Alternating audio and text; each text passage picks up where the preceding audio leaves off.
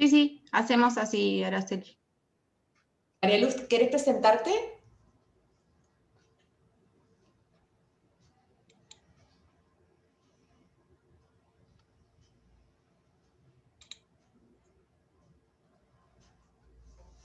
Necesitamos que el Dice que no le anfitrión... habilitan el micrófono. ¿Podrás Claro, habilitarle el micrófono?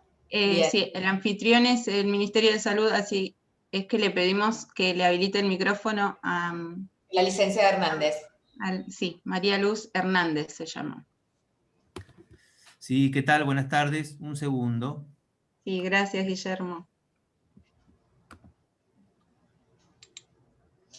Bueno, mientras nos cuelgan el PowerPoint, les quería contar a todos y todas que por una cuestión de simplificar, no lo que significa, digamos, en la significación que tiene, sino en la exposición, no voy a poder decir niñas, niños y adolescentes. Y todavía no lo tengo tan incorporado el tema de niñez. Así que les pido disculpas, ante todo, por si no puedo cumplir con esa condición.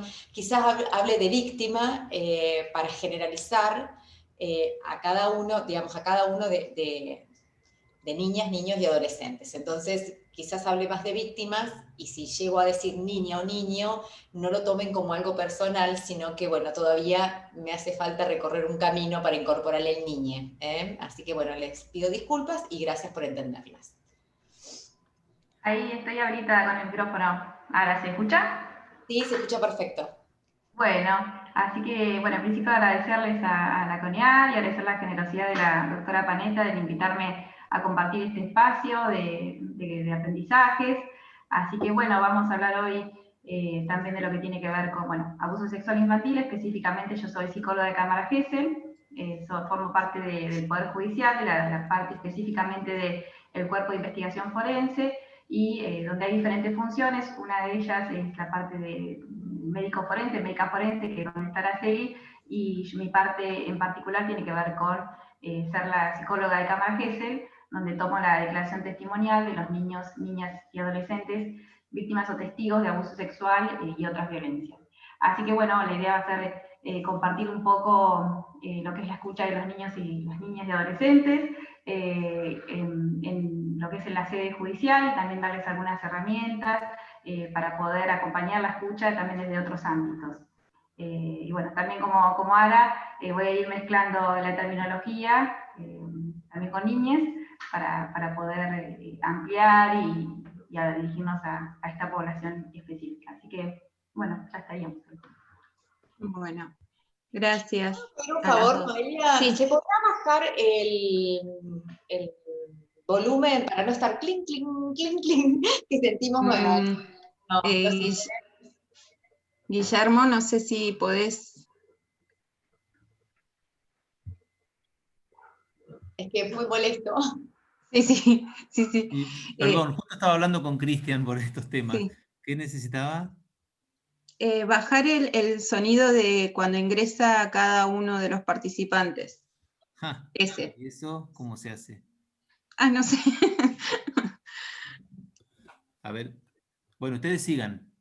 Bueno, No, yo voy a... necesito que me pongas el PowerPoint. Sí, ahí estoy compartiéndolo. Ya está compartiendo. Muy bien.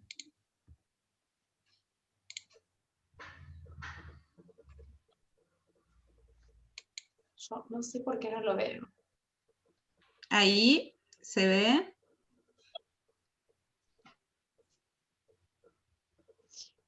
Yo la verdad que, a ver acá... No se ve, los compañeros y compañeras tampoco, dicen acá en el chat. Saludan, buenas tardes y buenas a todos y a todas.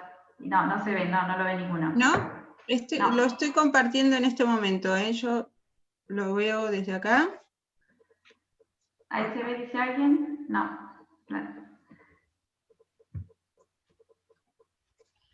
La mayoría no lo ve, pero hay algunos que sí. Estamos divididos. Ahí ¿Sí? empiezan a verlo. Yo no, María Luz, ¿podés venir un minuto acá? Ahí voy.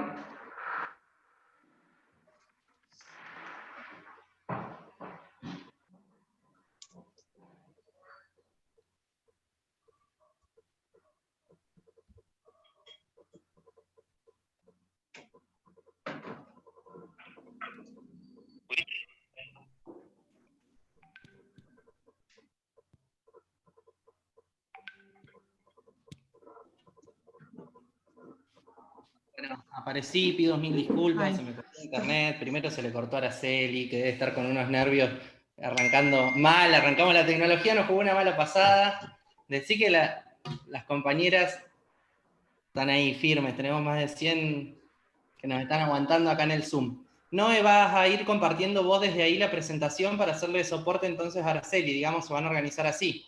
Sí. No me figura como PowerPoint, sino como PDF. Bueno, hagamos lo siguiente, arrancar de última que puedan arrancar ellas y yo después me sumo con el Power, que lo tengo, Araceli, no te preocupes, me llegó por mail, ahí yo lo voy compartiendo. Recordá que el micrófono lo pueden ir activando y desactivando tanto Araceli como María Luz en función, bueno, de que vayan administrando el uso de la palabra.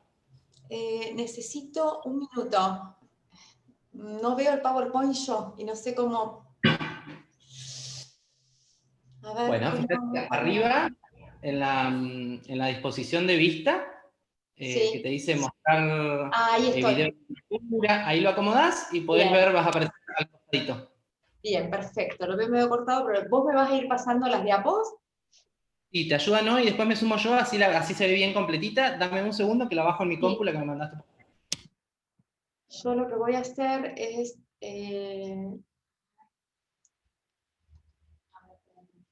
No, es que yo no la voy a poner, ellos me van a tener que pasar las diapos. No, veo esto, pero no me veo, no sé cómo... Yo tampoco me veo. Ahí suspendí el timbre molesto ese que teníamos, que sonaba cada rato. Para...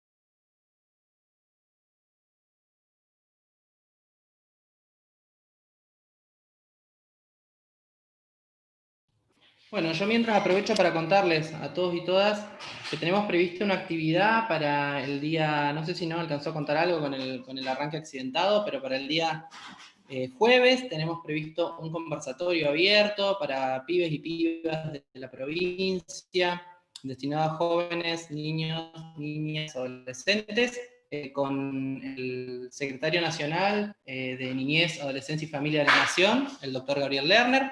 Así que bueno, como pudimos ver también durante las primeras unidades del módulo 1 y 2, el derecho a la escucha activa y a que su opinión sea tenida en cuenta era parte de uno de los pilares de la convención, que está cumpliendo años durante esta semana, así que bueno, quisimos también desde CONIAD Provincial proponer esa actividad.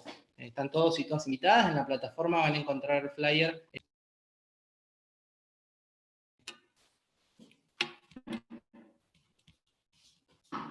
Bueno, contame, Araceli, cómo estamos, si estamos como para arrancar, si necesitas que mejoremos lo del Power, cómo... El Power sale como cortado, pero bueno, nada, también es lo que se puede, así que acá estamos dispuestos para empezar.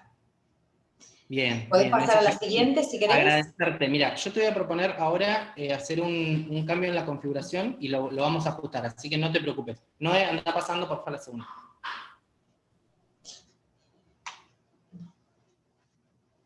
Ahí estamos.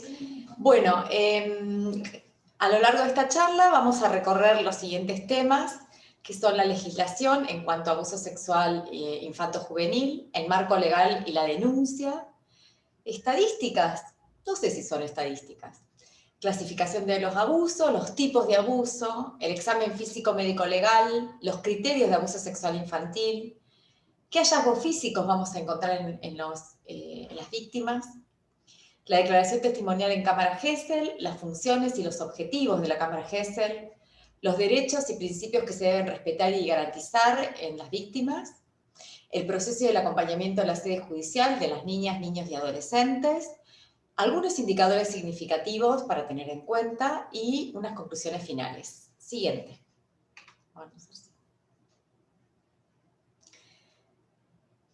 Bueno, hablando de la legislación vigente, ¿cómo está enmarcado este delito?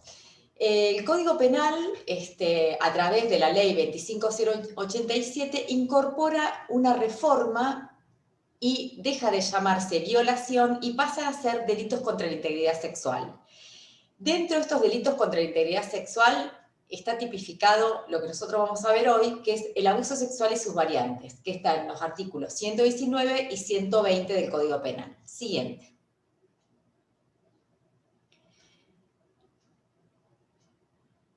¿Qué bien jurídico pretende proteger la legislación vigente? La dignidad, los derechos sexuales y la integridad sexual. Siguiente.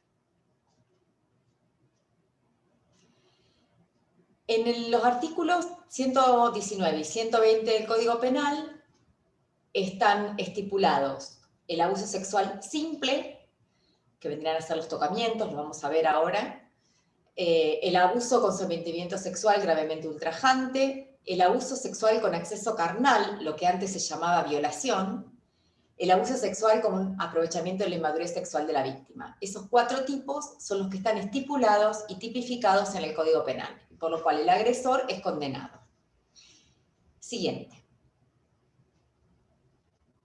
¿Se ve mejor ahí, Araceli? ¿Se ve un poquito más Se ve grande? muy bien, ahora se ve muy bien. Dale, dale. Vamos poniéndonos a tono, disculpa. Siguiente. Bueno, ¿qué dice el artículo 119 del Código Penal? En su artículo 1 dice que el que abusare sexualmente de un menor de 13 años con una relación de poder y que el niño no ha podido consentir, de hecho no consiente, será penado por abuso sexual. ¿Qué quiere decir? Anterior. Anterior, por favor. Ahí está el artículo primero.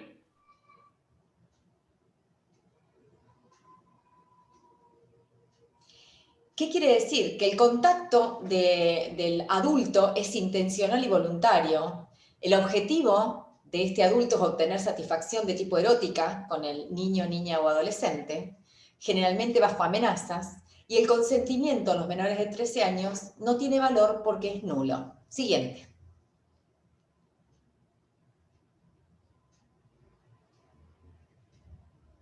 En el artículo 2 tipifica lo que es el abuso sexual configurado con sometimiento gravemente ultrajante para la víctima. ¿Qué significa? Está tipificado cuando el agresor somete y humilla o ultraja a la víctima. ¿Qué significa? Subordinarla, injuriarla, despreciarla, violentarla. Todo esto está configurado dentro de esta tipificación de delito, donde mayormente, además del abuso sexual, hay un daño psicoemocional muy importante. Siguiente.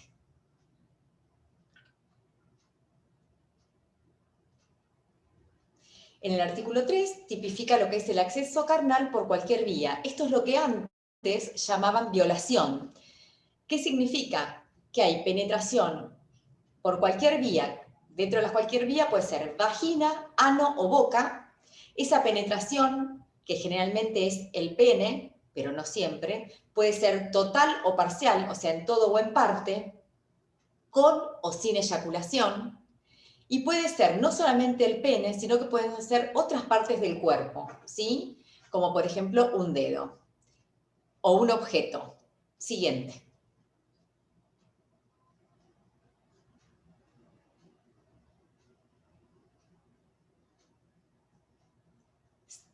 Bien. Ahora, en el artículo 120 del Código Penal, habla que el agresor que agrede a un niño, a un adolescente menor de 16 años, aprovechándose de su inmadurez sexual, será reprimido por 3 a 6 años. ¿Qué significa? Este delito está tipificado en adolescentes entre 13 y 16 años. Cuando hay acceso carnal por cualquier vía, donde se compruebe una inmadurez sexual de la víctima y donde el consentimiento está relevado a la inmadurez de la víctima. Siguiente.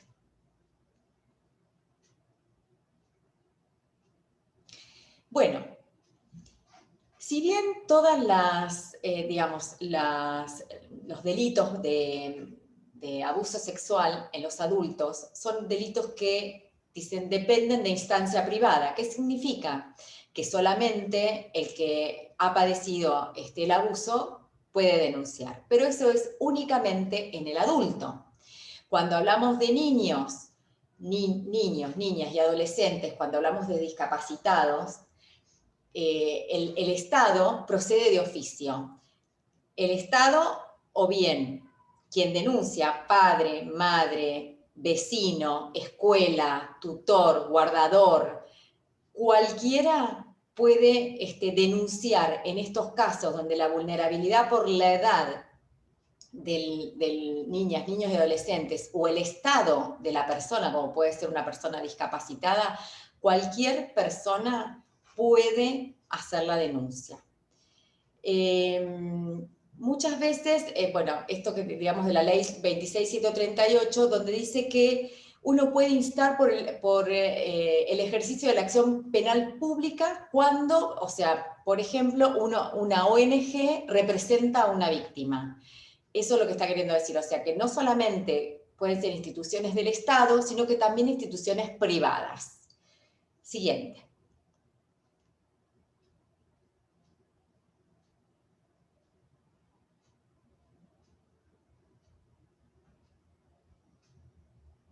Siguiente. No sé si a veces nos demoramos o es que el delay de la transmisión. Puede ser. Araceli, disculpa que te interrumpa, pero para canalizar por ahí las dudas y demás, no acordamos por ahí la dinámica. ¿Querés que le pidamos a las asistentes que vayan poniendo en el chat alguna duda y hacemos por ahí una rondita de preguntas sobre el final? Claro, exactamente, eso lo acordamos al principio con Noelia. Bien, disculpa. No, todo bien. Bueno, la denuncia. La denuncia tiene que ver, está apoyada en estas leyes que lo que van a resguardar es la protección integral de los derechos de los niños, niñas y adolescentes, siempre, no solamente en la ley y sino también dentro de la Convención Internacional de los Derechos del Niño. Siguiente. Bueno, ¿quién no daría algo por estar tomando unos mates en nuestra playa del Cóndor, no? Siguiente. Dejamos ya algo de lo que es el marco legal. Y una cosa, quiero hacer hincapié antes de pasar a los números, es el tema de la denuncia. Cualquier persona que esté anoticiada de que un niño, niña o adolescente esté pasando por una situación de abuso, puede hacer la denuncia. ¿Qué significa esto? Significa que yo, como ciudadano, sospecho porque veo a mi vecino mal, no lo veo, no veo al niño que esté como siempre, lo empiezo a ver triste, ya va a nombrar algunos indicadores María Luz, o como docente, o como vecina, o como partícipe de alguno de los organismos del Estado, como agente sanitario, que voy a visitar una familia, bueno. Si yo hago la denuncia no significa que yo esté acusando a alguien que está abusando a ese niño, sino lo que yo voy a informar con la denuncia es que se investigue por qué ese niño está raro, por qué ese niño está distinto, por qué lo veo triste, por qué, yo estoy sospechando que algo le está pasando. Esa denuncia no está diciéndole ni al juez ni a la policía, yo no estoy diciendo, él está haciendo eso, yo estoy diciendo, ¿este niño le pasa algo? O me ha contado algo y queremos que se investigue. Ya con el hecho de denunciar, que yo no estoy diciendo que hay un culpable, yo estoy diciéndole a la justicia que tiene la obligación de investigar qué le está pasando a ese niño. Con el hecho de la denuncia ya se ha comprobado sobradamente que la acción que se ejerce sobre el niño frena. ¿Qué significa? Cuando el agresor se ve observado, ve que hay una denuncia, aunque no dice su nombre, porque muchas veces no sabemos quién es, ya cuando hay una denuncia, el agresor deja al niño de molestarlo, deja de agraviarlo, deja de abusarlo. Entonces, es por eso que esto tiene que quedar bien claro. Cualquier persona puede hacer una denuncia de sospecha de abuso a un niño. En esa denuncia nosotros no vamos a decir quién es, ni tenemos obligación de decir quién es, digamos, de la persona que sospechamos. Pero sí, esa denuncia es el primer paso para salvar ese niño, niña o adolescente. Bueno, ahora vamos a pasar a algo de los números. Siguiente. Bueno, yo con esto, ¿qué les voy a mostrar? ¿Por qué digo algo de los números? No da para hacer una estadística.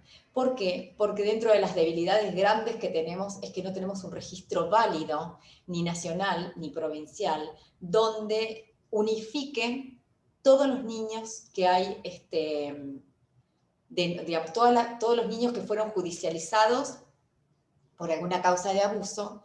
No tenemos un registro unificado, y mucho menos a nivel nacional. Por lo tanto, es una gran debilidad, es una gran deuda que tenemos para con nuestros niñas, niños y adolescentes.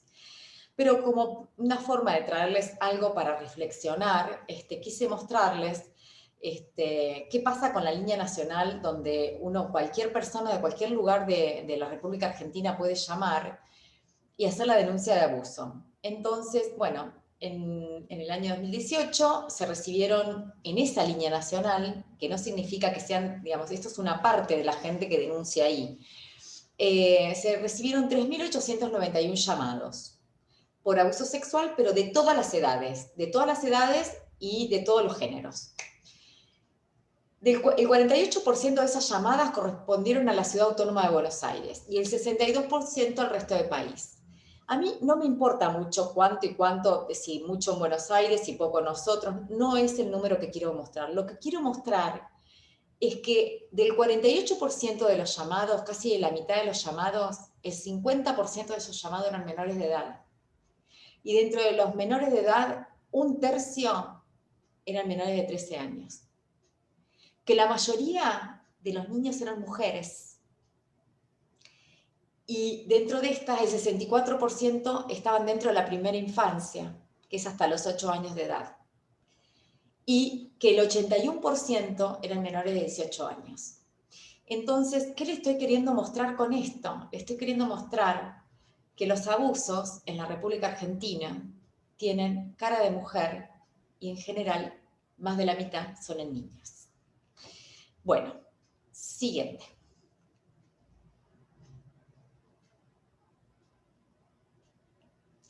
Esto es un poco lo que pudimos obtener de nuestra circunscripción. Es la primera circunscripción judicial que tiene asiento en la localidad de Viedma, de la cual somos parte la licenciada Hernández y yo.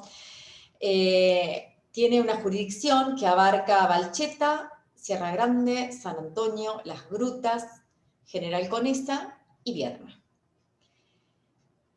En esta estadística, que incluye 2018 y 2019, 2 años, el total de revisiones físicas por abuso sexual fueron 39 casos. O sea, vimos en 2 años revisiones físicas por denuncias de abuso solo en 40 casos, 39 casos, de los cuales que representen entre 4 y 16 años, solo 14, y todas mujeres. ¿Qué quiero decir con esto? Quiero decir que hay muchas falencias. No todos los niños que se judicializan son revisados en el cuerpo médico forense. Nosotros tenemos articulado un protocolo con Salud, que seguramente lo van a ver más adelante, donde los niños pueden ingresar por el hospital y son revisados en el hospital. Muchas veces, digamos, no hay una buena comunicación entre lo que sucede en el hospital y lo que pasa en sede judicial. Entonces, muchos niños son revisados y el informe tiene validez, el informe del hospital tiene validez pericial para los fiscales. Por lo tanto, se incluye ese informe y no el informe médico forense. Siguiente. Bueno, También dentro de la primera circunscripción judicial tenemos que el número total de cámaras Gesell en niños entre 14 y 16 años fueron 206 casos.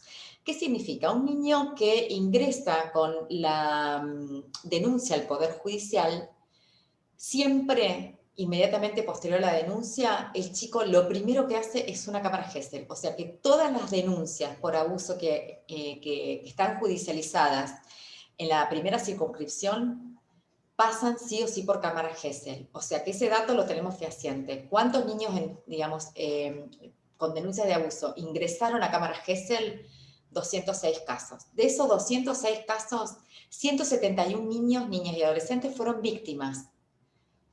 Y 35 niñas o adolescentes fueron testigos, o sea que fueron en calidad de testigos a una cámara Gesell, no como víctimas. Siguiente. Bueno, entonces dijimos, a ver, de acuerdo a la cantidad de cámaras Gesell que hubo, ¿cuántos de esos niños corresponden a los que revisamos nosotros acá en el cuerpo médico? Bueno, nosotros revisamos solamente el 7,6%. Esto habla que muchos seguramente de todo ese pool, no todos los niños son abusados de manera carnal, o sea, tienen penetración, por lo cual no son generalmente derivados al cuerpo médico forense, sino que constituyen abuso sexual simple, que es tocamientos, y muchas veces por eso no son derivados al cuerpo médico, o porque el informe del hospital que lo asistió es suficiente como prueba en el juicio. Siguiente. Bueno, ¿qué estamos viendo? Y yo lo que creo que estamos viendo es la punta de este iceberg. No puede ser que haya tan pocos casos. Yo creo que hay, digamos, todavía mucho tabú, mucha falta de denuncia, muchos padres o madres o familia que no cree cuando el niño dice que es tocado, que es amedrentado por un adulto. Muchas veces el niño no cuenta por temor, porque está amenazado. Muchas veces el niño está invisibilizado. O sea, nosotros podemos ver que hay conductas, que el chico cambia la conducta, pero no es registrado por los adultos que lo asisten, que lo atienden, en todos los ámbitos, sea en un club, en el vecindario, en la escuela. Entonces, como les dije, esto lo que nos hace es reflexionar, saber que la salud de ese niño y que la salud mental de ese niño depende de la denuncia de un adulto que pueda protegerlo. La denuncia solamente es una forma de protección al niño para que el agresor se detenga y no lo siga abusando. Bueno, siguiente.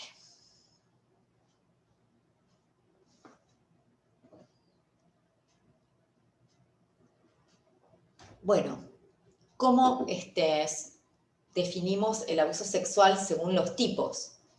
El abuso sexual puede tener contacto físico o no tener contacto físico.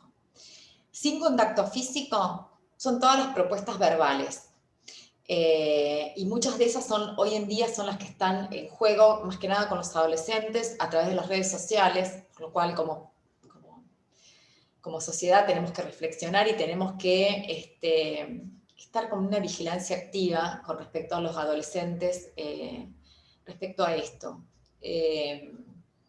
Bueno, hacer un seguimiento con respecto al uso de redes y de redes seguras y hablar mucho con los jóvenes de qué cosas comparten, cómo las comparten, a quiénes las comparten, el tema de las amistades en redes. Bueno, esto da para un tema más grande que se llama grooming.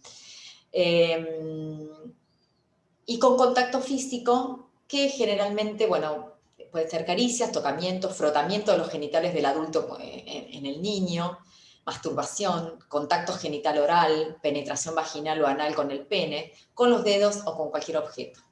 Una cosa que quiero aclarar es que el rango etario a nivel nacional donde se produce la mayor cantidad de abusos es entre los 8 y los 14 años. Generalmente el agresor no ataca a la víctima, el agresor no la agarra por sorpresa a un niño.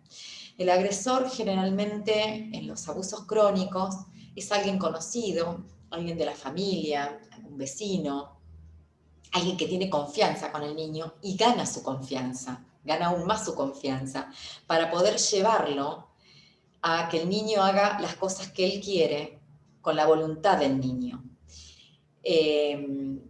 Entonces, muchas veces, muchas no, la mayoría de las veces el niño no se anima a develar lo que está pasando hasta que empieza una edad donde al compararse con otros niños, donde empieza la educación sexual infantil, integral, perdón, la educación sexual integral en las escuelas, que es donde el niño empieza a valorar su cuerpo y a saber lo que está bien y lo que no para su edad.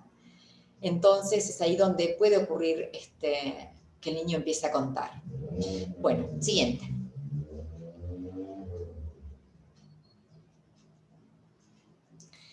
Bueno, según la edad de la víctima, puede ser niñas, niños, adolescentes o adultos en el abuso sexual. Según el género, mujer, varón, transgénero y otras identidades sexuales, víctimas con o sin vida, viva o víctima muerta. ¿Por qué? Porque muchas veces, ahora vamos a ver en el abuso sexual agudo, el agresor tiene una finalidad distinta al erotismo, o sea, está el erotismo, pero conlleva también a la muerte de la víctima. Por suerte no son casos que hemos tenido en Río Negro, de este tipo de delitos, pero bueno, siempre hay que tenerlos presentes.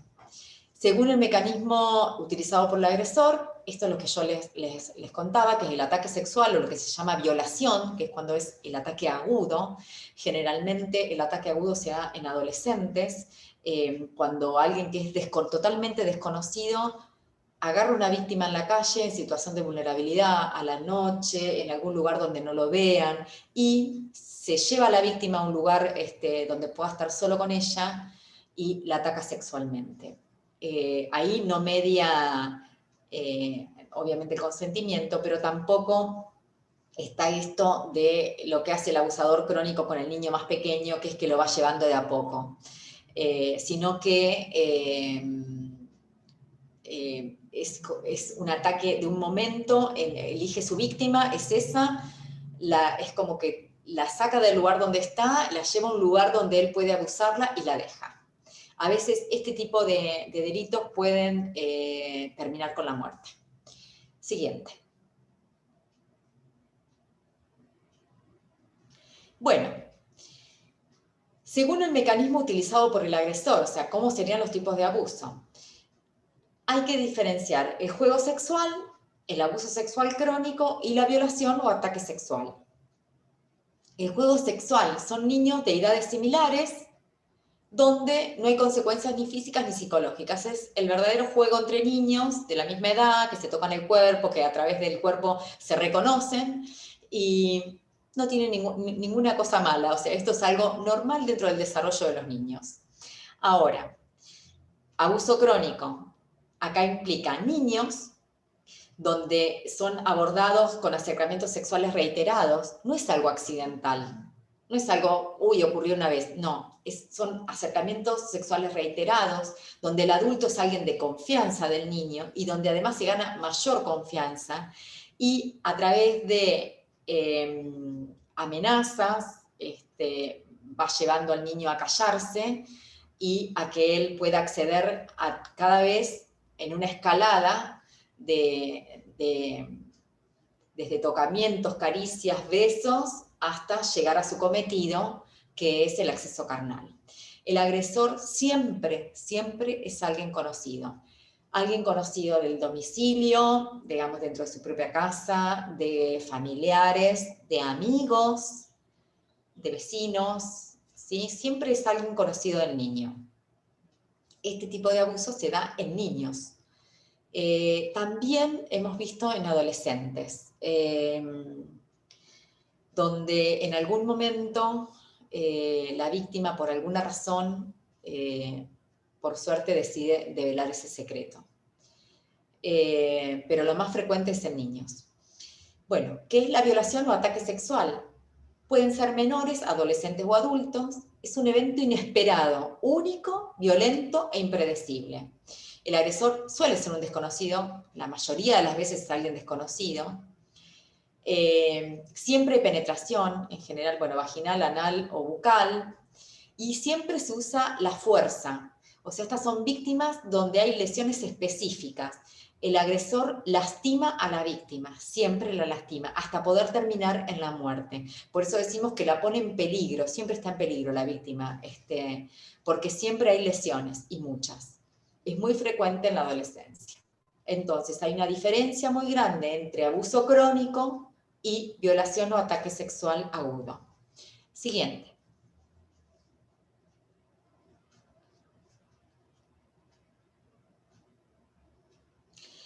Bueno, ¿cuál es el problema que tenemos para diagnosticar el abuso sexual? La denuncia es tardía, generalmente nunca hay una denuncia, o sea, la denuncia ocurre cuando ocurre la violación del niño, y eso es cuando el niño ha pasado por varias instancias y bueno, ya llega un momento que no da más, o que alguien pudo percibir que ese niño no estaba bien y pudo hacer la denuncia. Pero generalmente la denuncia no es precoz, ni bien empieza el agresor a someterlo, a acosarlo, sino que empieza, o sea, la denuncia es mucho posterior, es muy posterior, perdón. Otro de los problemas es que no todos los peritos están en condiciones de poder abordar esta temática, porque es una temática donde nos golpea a todos. Y muchas veces, como una barrera emocional, el perito minimiza las consecuencias en el niño, minimiza las lesiones, o minimiza como la familia misma de la víctima, que dice, no creo, porque bueno, porque es el tío, no, porque es el hermano, no, porque es mi pareja, bueno. Por eso mismo muchas veces no se llega al diagnóstico. Hay mucho descreimiento del testimonio por parte de la familia, de los amigos, bueno.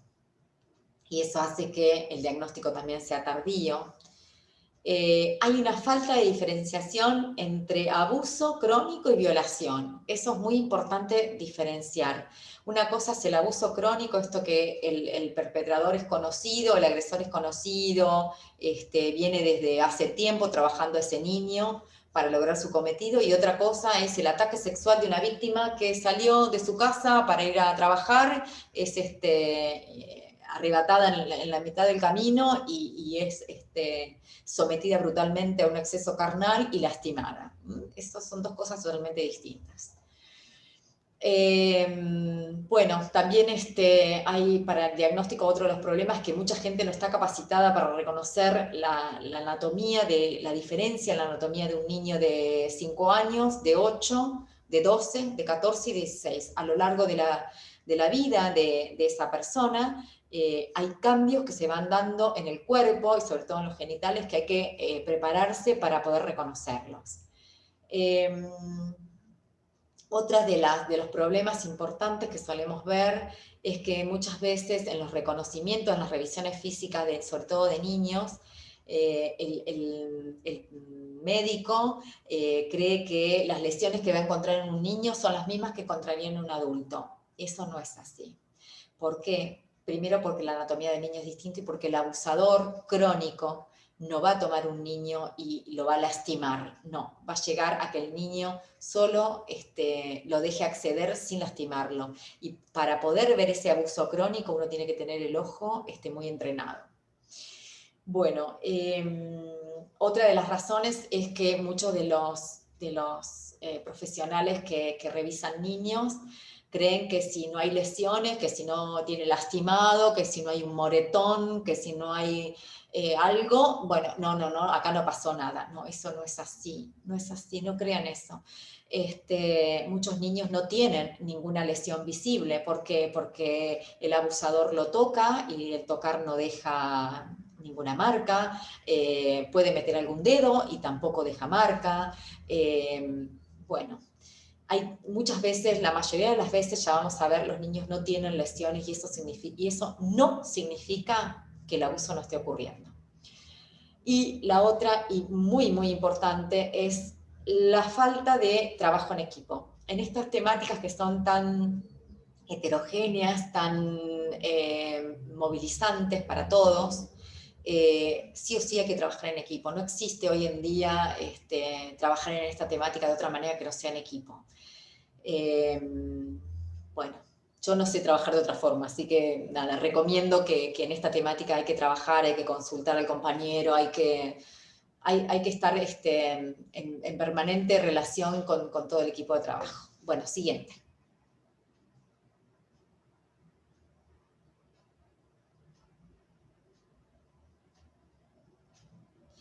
Me encantó que hay una pregunta que dice, ¿no se pueden aplicar los mismos parámetros o indicadores en adultos que en niños? No, jamás, son poblaciones totalmente distintas. Una cosa es un niño y otra cosa es un adulto. En todos los sentidos, desde lo físico, lo emocional, es impensable creer que uno puede traspolar el adulto al niño. No existe, por eso hay médicos pediatras y médicos clínicos. Así que partamos de esa base que no tiene nada que ver una cosa con la otra, sacándome ese chip y poniéndome el chip nuevo. Bueno, el examen médico legal, ¿cuál es mi trabajo? Mi trabajo es muchas veces ir al lugar del hecho o el lugar del hallazgo cuando se trata de víctimas muertas, examinar la ropa, porque muchas veces el perpetrador, sobre todo en los casos de violaciones o ataques agudos, en las ropas hay mucho que deja el agresor, que lo va a implicar, que vamos a poder a ese sospechoso darle nombre y apellido, a través del examen de las ropas y de las pruebas periciales que se realizan, y bueno, y realizar el examen físico, sea de la víctima o de las víctimas y del o los agresores. Muchas veces los agresores también son revisados para obtener material que los puedan implicar como responsables de la situación, ¿no? Del delito. Bueno, ¿qué se hace? La anamnesis se le llama así a la parte de, vendría a ser la entrevista que uno tiene con la víctima o con el agresor, ¿no? Obviamente que son en momentos distintos, nunca juntos, ni en el mismo lugar. Se le hace un examen físico general que incluye no solamente el área genital, el área anal, sino que también incluye las áreas paragenitales, como pueden ser cuello, manos, piernas, a veces las víctimas son atadas, ¿sí? Son golpeadas. Extragenital se le llama a todo lo que tenga que ver alrededor, los muslos, los glúteos. Bueno, y después, en el caso, esto muchas veces se hace en hospital, y en el mismo hospital, bueno, se le hace una batería de análisis y se le orienta para tratamiento médico, en el caso de interrupción legal del embarazo, en el caso de anticoncepción de emergencia, en la profilaxis de enfermedades de transmisión sexual y en la realización del test de embarazo. Siguiente. Bueno, ¿de qué se trata el examen físico? ¿Qué objetivos tiene el examen físico? Siempre valorar el estado de salud de la víctima, que es lo primordial. Esto es porque en general en el abuso crónico del niño el estado de salud en general no está comprometido. A diferencia del ataque agudo donde la víctima está muy golpeada, generalmente muy lesionada, y esa víctima en general termina internada. A diferencia del niño abusado crónico, que en general uno, más que, digamos, lo que tiene que ver con la salud física, no lo de la salud emocional, que el niño está muy dañado, sino en la salud física, es un niño que no presenta, puede estar, digamos, con alguna deficiencia nutritiva, o sea, puede estar con desnutrición, puede tener algún indicador indirecto, pero no grandes cosas como para que me alarmen. ¿Para qué sirve? ¿Cuál es el objetivo de revisar ese chico? Reunir evidencia científica para aportar a la investigación. Siguiente. Bueno, ¿qué voy a encontrar cuando reviso al niño o al adolescente?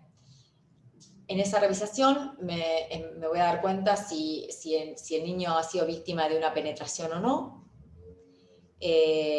Uno puede preguntar y además observar, porque a veces uno puede darse cuenta a través de la revisación física si fue un episodio o más de uno, sobre todo cuando hay exceso carnal.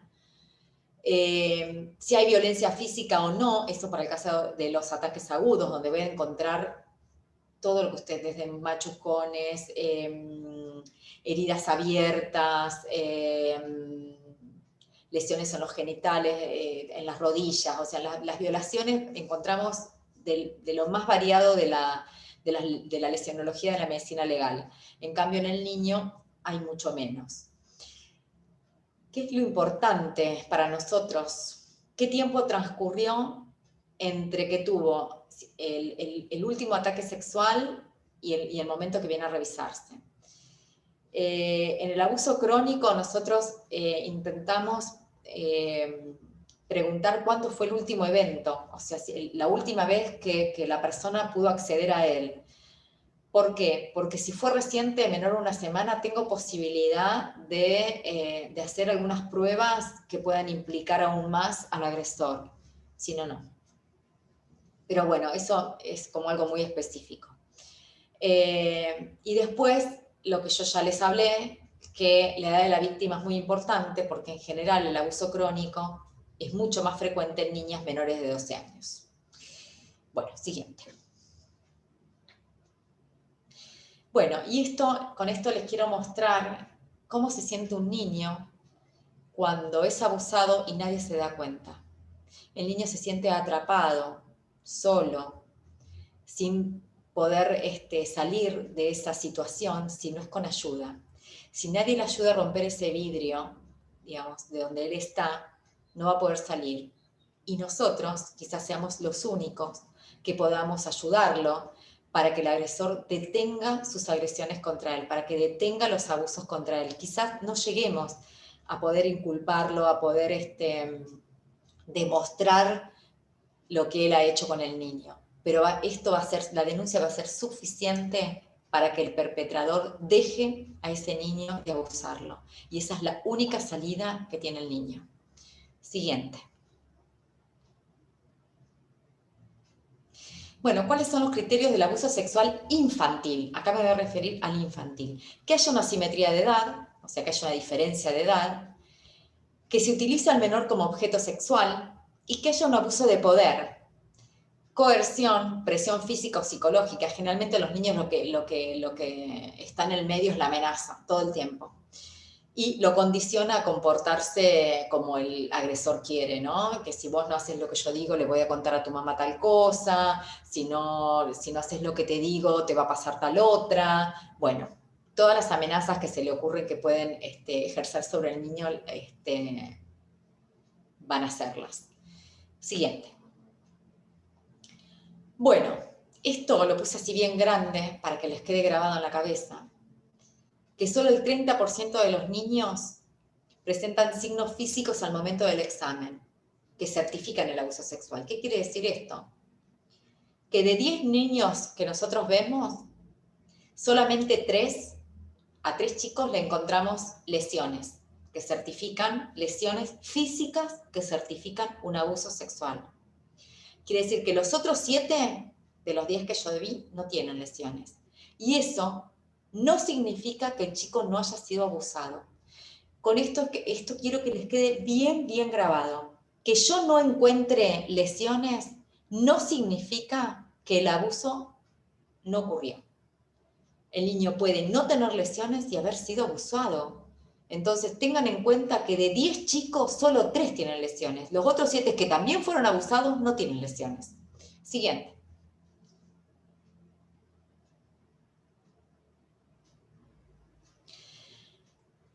Y esto es lo que les acabo de explicar, que aún cuando los signos físicos estén ausentes o sean inespecíficos, como por ejemplo puede ser una cola roja en un niño, no hay que desestimar el diagnóstico de abuso. Y en esto, acá le voy a dar pie a mi compañera, es donde el relato del hecho del niño cobra una importancia que hace a la confirmación de lo que está sucediendo. ¿Qué significa esto? Que no hay que darle tanto peso al examen físico del niño, no hay que darle tanta preponderancia a ver si encuentro o no lesiones. Si no está lastimado, no. Hoy en día, gracias a las nuevas leyes, a las capacitaciones, estamos muy avanzados en cuanto a que los jueces pueden entender esto que les estoy contando. Nosotros, cada audiencia que vamos, que somos convocados como testigos de haber revisado a un niño, exponemos esto. Que el niño no tenga lesiones no significa que el abuso no ocurrió. Y en esto nos tenemos que apoyar en el trabajo en equipo y el trabajo mancomunado con nuestros compañeros, en este caso con María Luz, desde la Cámara Gesell, y con los psicólogos forenses que van a después a peritar al niño. El relato del hecho es una parte muy, muy importante en la confirmación del abuso. Más importante que el examen físico. Y ahora sí, les dejo con mi compañera. Siguiente. Bueno, gracias Araceli, muy interesante escucharte así como más detalladamente con todos los aprendizajes sobre esta temática tan compleja. Y bueno, un poco lo que les voy a contar yo va a tener que ver con la escucha de los niños, las niñas y los adolescentes y los niñes en delitos contra la integridad sexual, y específicamente lo que tiene que ver con mi trabajo, que es la toma de declaración testimonial en cámaras Gesell. La siguiente. Gracias. Bueno, en principio comentarles un poco qué es, digamos, la Cámara Gesell, cuáles son los objetivos, las funciones. ¿Sí? Bueno, yo ahí puse una pequeña foto, como para que vean, no sé si seguramente lo han visto en películas y demás, pero bueno, son 2 habitaciones que están separadas por un espejo, ¿sí? Por un vidrio de visión unilateral. ¿Qué quiere decir?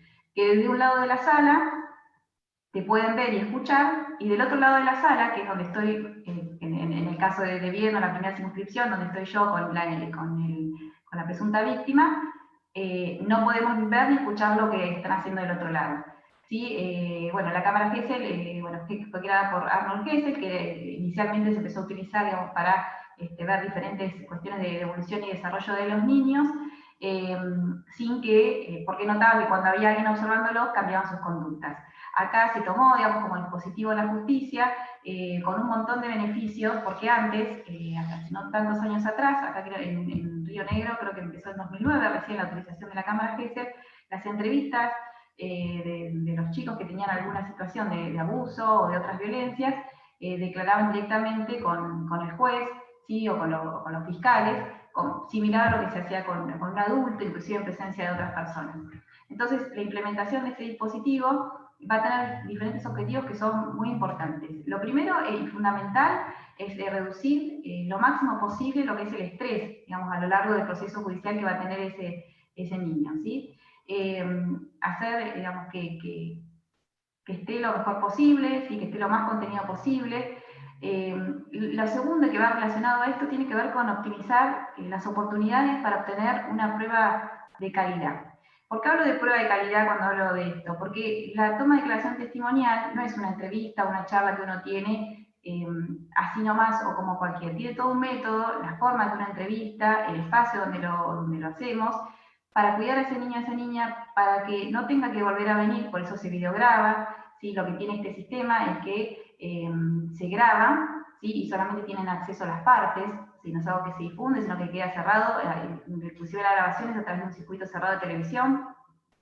En lugares hasta donde ahora no se usa en algunos lugares la Cámara Gesell propiamente dicha, simplemente es una oficina donde se videograba, pero bueno, en la misma situación, ahora después más adelante les voy a contar un poquito cómo es la dinámica para que se entienda.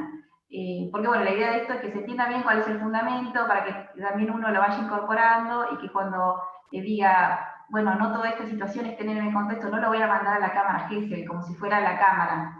Ya el nombre es medio raro, asusta un poco, pero en realidad es un aula. Yo cuando hablo con los chicos antes les explico que es un aula, donde tengo un escritorio, donde hay 2 sillas, nos sentamos a charlar. Ahora con el tema del COVID tenemos nuestra mampara y yo tengo, bueno, algunas distancias y hay todo el protocolo, pero bueno, siempre lo importante de este dispositivo es eso, es que intentamos disminuir el estrés lo máximo posible, intentamos que lo que se obtenga, que el relato de ese niño, niña o adolescente sea de calidad, sea una prueba válida, ¿sí? Porque lo que el dispositivo de Cámara Gesell es un anticipo de prueba, ¿sí? Después eso se reproduce en el juicio, en el caso de que se avance en la investigación. Entonces, la forma que nosotros preguntemos, lo que cuente el niño ahí, va a ser fundamental. Y también, digamos, si nosotros preguntamos de una forma que no está bien, o ese niño tuvo muchas conversaciones previamente y aparece como un relato, lo que se llama contaminado, también puede afectar después a las cuestiones posteriores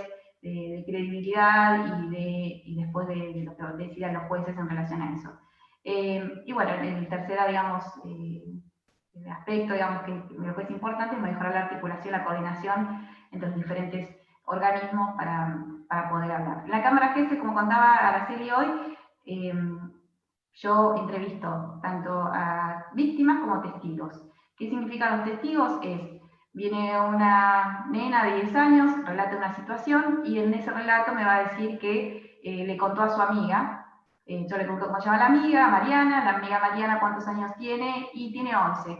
Bien, seguimos avanzando en su relato y entonces a la amiga Mariana se la convoca también al mismo espacio, con las mismas características, con el mismo cuidado, para que venga a contar lo que su amiga, por ejemplo, le contó en esa ocasión. Y bueno, se trata generalmente de víctimas de abuso sexual y otros delitos, especialmente lo que son lesiones y violencia. La siguiente, Cristian.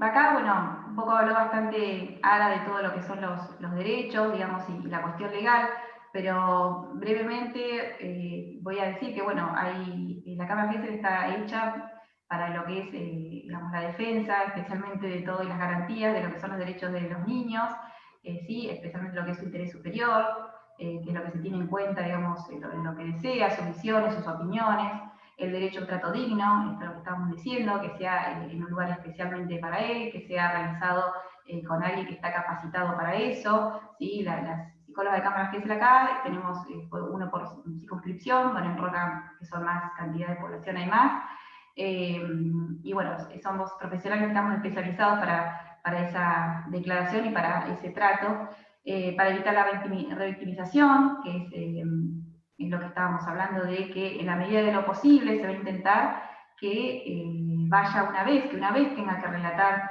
este hecho, ¿sí? en sede judicial, y por eso se graba, ¿sí? Hay ocasiones que a veces se convoca en una segunda oportunidad, esto suele suceder por ahí cuando agregan información adicional, bueno, o hay casos puntuales de retractaciones o de cambio de autor. Bueno, solamente en esos pocos casos a veces se produce una segunda Cámara GESEL, pero si no, la idea siempre es que sea esa única. El otro el derecho, digamos, que se tiene especialmente en cuenta tiene que ver con la protección de la salud, ¿sí? El derecho a la seguridad y el derecho a la privacidad, en este sentido que les decía hoy, que antes se tomaba como más abiertamente, ¿sí? La Cámara GESEL se hace, es un anticipo jurisdiccional, estamos presentes todas las partes, está el juez, está la defensora de menores, está el defensor del imputado, está el fiscal o la fiscal, estoy presente yo, ¿sí? Y después eso se reproduce como juicio anticipado, ¿sí? Aunque en ese momento se está en calidad de investigación, a ver si yo me voy a expresar, por ahí después lo van a entender mejor. En el primer momento de la Cámara GESEL se investiga, como dijo Araceli.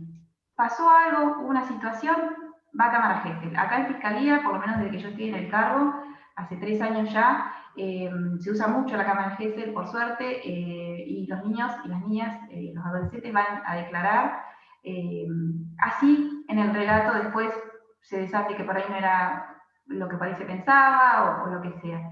Es importante que ellos vayan y declaren y que eso quede como una prueba, que después, si sirve y se avanza la investigación, se va a usar en el día del juicio para que ese niño o niña no tenga que ir al juicio a sentarse y declarar tiempo después aquello que le pasó mucho tiempo atrás, ¿sí? Pero como es algo, es una prueba que se degrada en el tiempo, el recuerdo es algo que se degrada en el tiempo, entonces por eso enseguida se pide y enseguida se hace, se anticipa, por eso es un anticipo, ¿sí? Porque es algo que si uno deja pasar mucho tiempo, por lo menos desde que la víctima denunció, ¿no? O lo denunció y se hizo la denuncia. Y bueno, el otro derecho fundamental es el derecho a ser oído, a oída, que bueno, que son las características que generalmente presentan estos delitos contra la identidad integridad sexual tiene que ver con el tema de que son en ámbito privado, ¿sí? que se ocultan. Entonces, bueno, esta cuestión de poder hablar, ese niño atrás del vidrio que mostraba Ara, digamos, poder empezar a quebrantar ese vidrio, empezar a escucharlo, y esta escucha que también, como decía, no es la misma escucha que uno tiene con los adultos. Las formas de expresarse son distintas, y bueno, ahora les voy a contar un poco cómo es las características que tengo en cuenta para escucharlos lo mejor posible. Sí.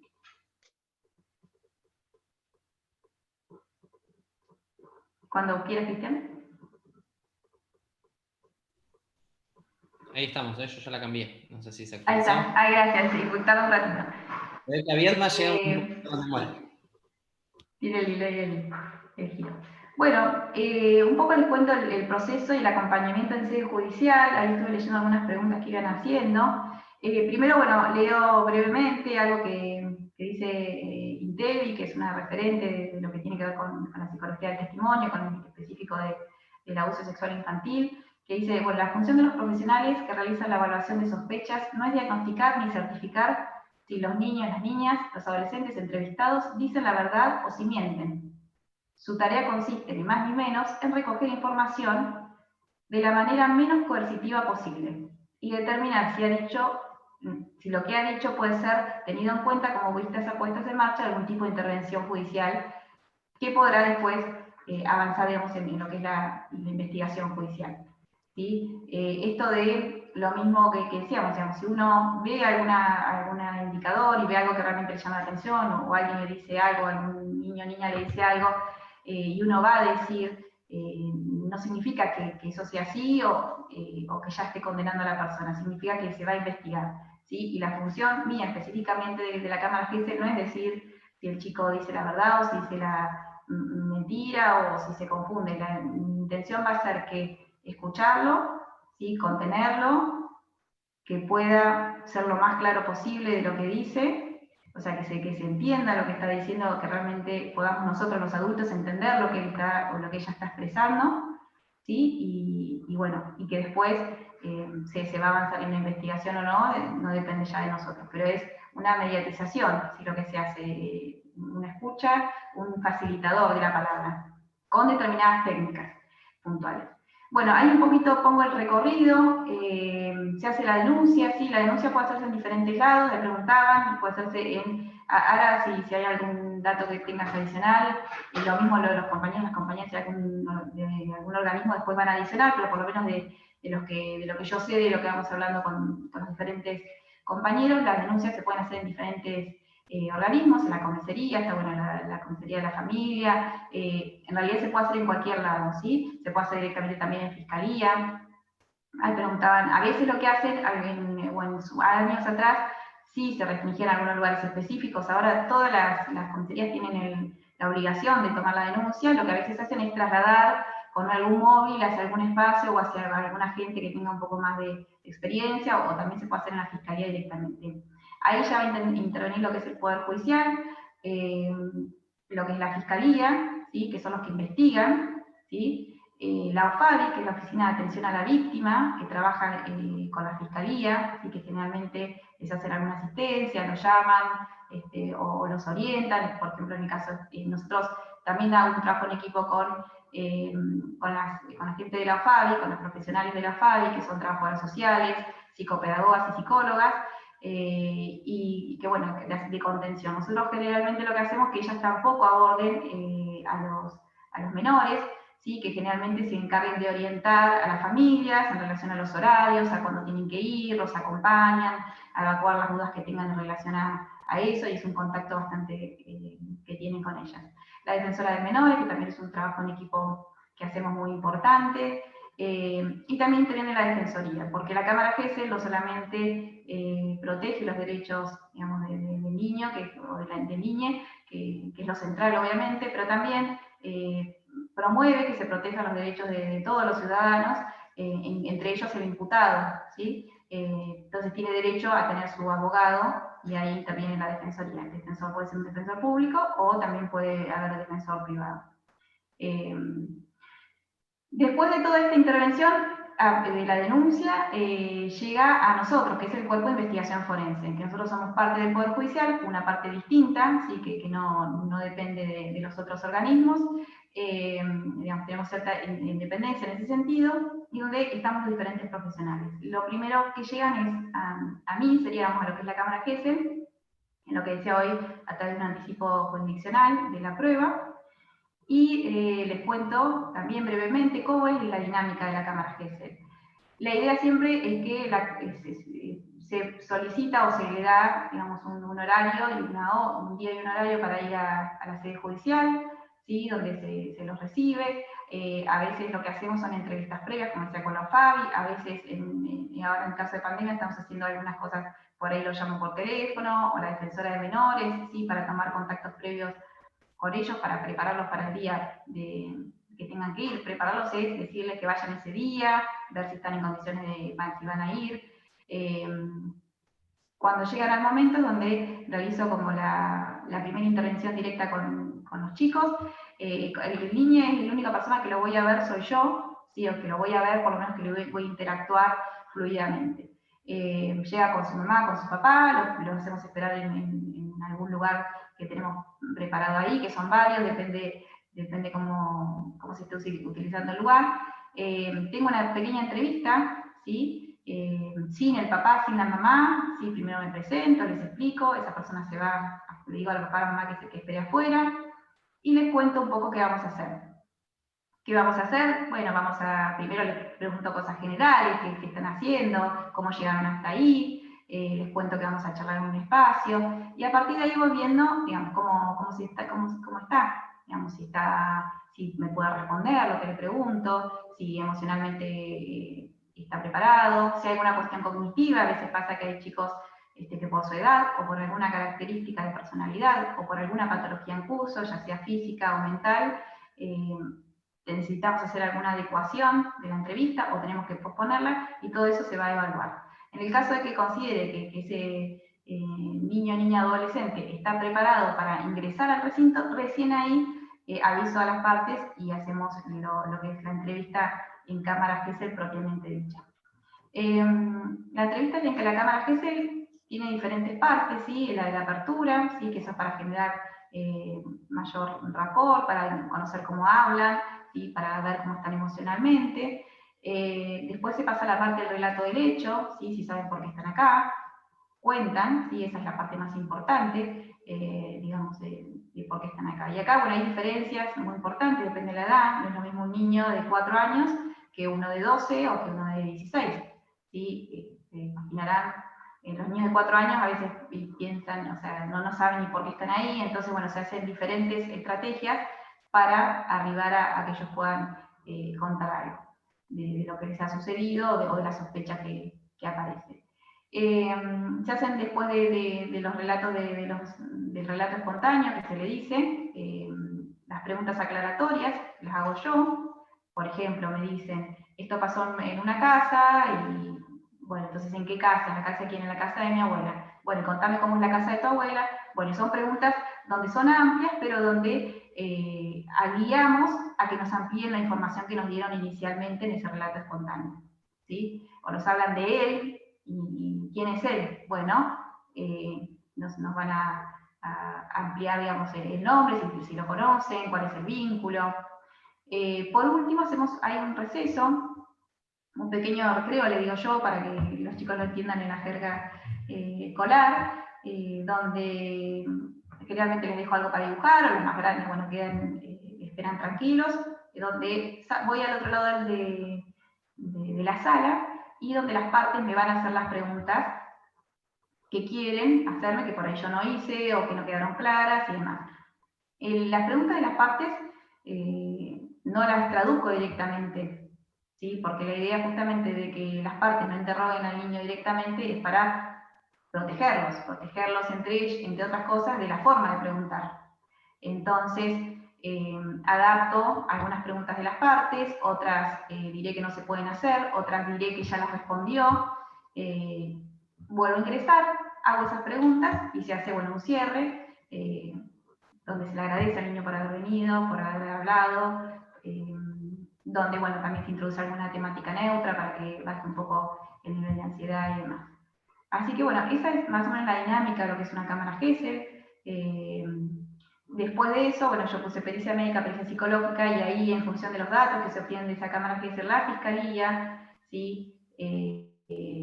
Va a decidir cómo continúa la investigación. A veces se pide, en el caso de que el niño enuncie que hay alguna cuestión, por ejemplo, física, a veces eso van a hacer la pericia, la revisión física, en la parte del cuerpo de investigación forense, a veces ya se hizo en el hospital, a veces se solicita la pericia psicológica, y después, en función de eso, la Fiscalía da continuidad a la investigación o no. ¿Sí? Y ya ahí digamos, ya sale, digamos, de lo que nosotros estamos. Cuando se avanza en la investigación y se hace el juicio, en el caso acá de Viedma, o de Río Negro en los últimos años, es mucho más rápido, digamos, la cuestión de los juicios que años anteriores, y bueno, nos llaman a declarar, como contaba Araceli, como testigos expertos, ¿sí? Porque damos, digamos, testimonio de aquello que nos dijo el niño en ese momento, o de aquello en el caso de Ara, de que revisó. Y obviamente, bueno, con fundamentaciones que tenemos técnicas. Bueno, es un poco lo que les contaba, las variables psicológicas que están implicadas en esa escucha de los niños, que yo tengo especialmente en cuenta, pero está bueno también, supongo que del otro lado habrán bueno, trabajadores de un montón de áreas, bueno, gente de familia, es algo que nos sirve en general, digamos, para escuchar y para estar atentos. La edad, sí, esto es fundamental, como decían, son totalmente distintas. La cámara Gesell siempre son menores de edad, ¿sí? Niños de menos de 17 años y adolescentes.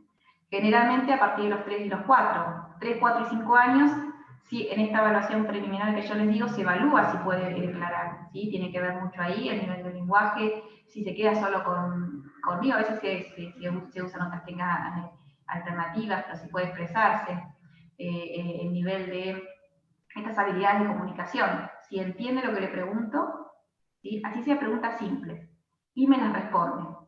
La respuesta puede ser porque no me está, por ejemplo, que no me responda porque no me está entendiendo, o porque no me quiere responder, o porque hay un factor de concentración, que también puede tener que ver con la edad del niño, y también, bueno, con su estilo de relato, con otras particularidades, con el estado emocional que tenga en ese momento. Si algunos más chiquitos vienen muy sobresaltados, entonces hasta que uno entra en el foco de la entrevista, no saben por qué están en un espacio nuevo, para ir los noto corriendo de un lado para el otro, entonces bueno, hay que hacer diferentes acciones, y si se ve que en ese momento no están para declarar, y uno evalúa que quizás en otro momento podrían declarar, a veces se lo cita unos días más adelante, o a veces pasa que por las características, como dije, de edad o de alguna situación particular, no está en condiciones de declarar, y eso no sucede. Es muy pocas veces, la verdad que generalmente se toma la declaración, pero también nos va a hablar obviamente la calidad de lo que nosotros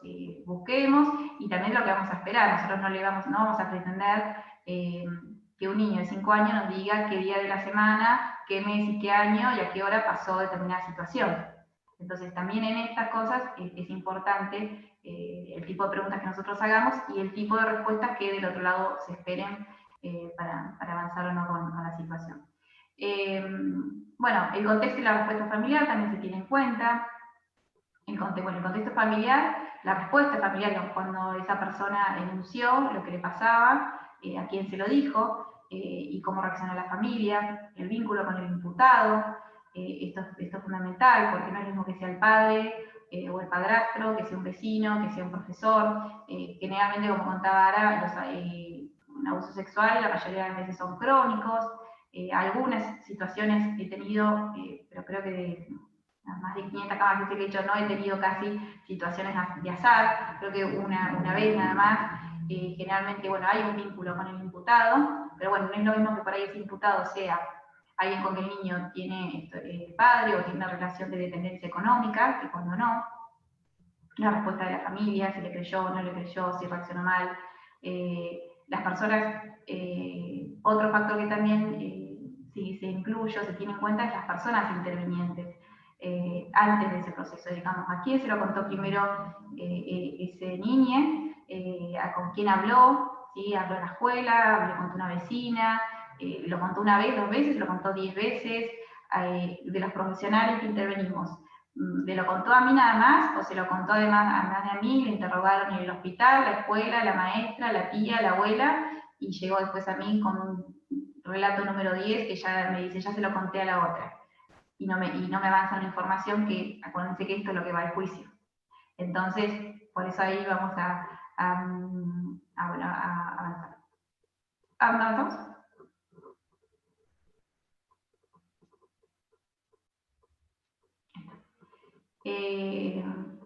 Bueno, acá un poco algunos indicadores significativos, ¿sí? para tener en cuenta en relación a efectos, a secuelas o a signos que pueden aparecer, que uno podría llegar a vincular a situaciones de abuso, digamos, como para que uno esté un poco más atento. Digamos, ya esto por ahí no tiene más que ver con mi trabajo, porque yo, digamos, ya cuando llega ya hay una denuncia, digamos, pero sí por ahí, desde la posición en general, a tener en cuenta. Bueno, obviamente las verbalizaciones de que han evidenciado un conocimiento sexual inapropiado, hay las cuestiones físicas, que esto, bueno, depende, digamos, del ámbito donde uno lo conozca, lo va a poder ver mejor o no. La dificultad de la marcha o sentarse, sí es algo que por ahí puede ser visible, pero por ejemplo, el tema de las manchas en la ropa interior, el mal olor que no tenga que ver con la higiene, sino con por ahí, no sé, como uno lo vea limpio, con ropa limpia, pero que además siga teniendo algún olor, las infecciones genitales, enfermedades venéreas, alteraciones del área genital, bueno, eso es más difícil de ver, digamos, por ahí si uno es vecino, supongamos, pero bueno, depende de las relaciones, es importante tenerlo en cuenta. Conductas sexuales inapropiadas, ¿sí? A la edad de ese niño, niña, adolescente, como repitiendo una escena de abuso, ¿sí? Conocimiento sexual inapropiado, agresores sexuales con otras, o sea, que agreden sexualmente a otros niños. La siguiente.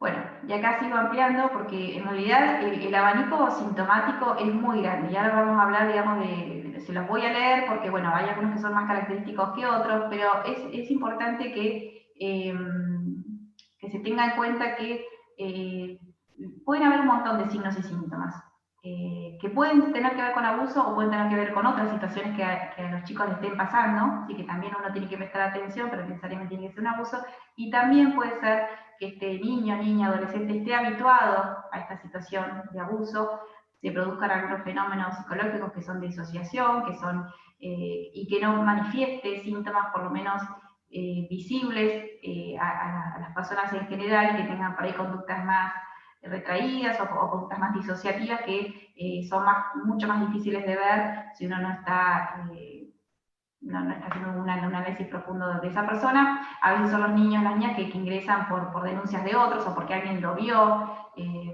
Así que bueno, los indicadores, bueno, les comento en general, los cambios en el sueño, lo que tiene que ver con, bueno, trastornos de la alimentación, mutismos o silencios frecuentes, actitudes de excesiva reserva, irritabilidad inesperada, bueno, cambios en la vestimenta, miedos inexplicables, problemas escolares, humor cambiante, depresión, angustia, hipersensibilidad, súbito rechazo a personas conocidas o a lugares, hipervigilancia. Por ahí de lavarse o tocarse los órganos genitales reiteradamente, ese sí es un indicador un poquito más específico de abuso. Los otros, fíjense que son muy amplios, pero por ejemplo, de lavarse o tocarse los órganos genitales reiteradamente es significativo. Rechazo a estar solos, a salir a la calle, trastornos somáticos como cefaleas, dolor de cabeza o de espalda. Y los niños mayores, los adolescentes, pueden presentar conductas autolesivas, escaparse del hogar, pueden empezar con abuso de drogas, cuestiones promiscuas, involucrarse en conductas ilegales. Bueno, como les digo, es muy amplio. No significa que necesariamente sea abuso, pero sí un factor a tener en cuenta y a prestar atención, y si esto viene acompañado de un relato, obviamente de una declaración, de un pedido de ayuda de ellos, bueno, más que todo a considerar. Sí.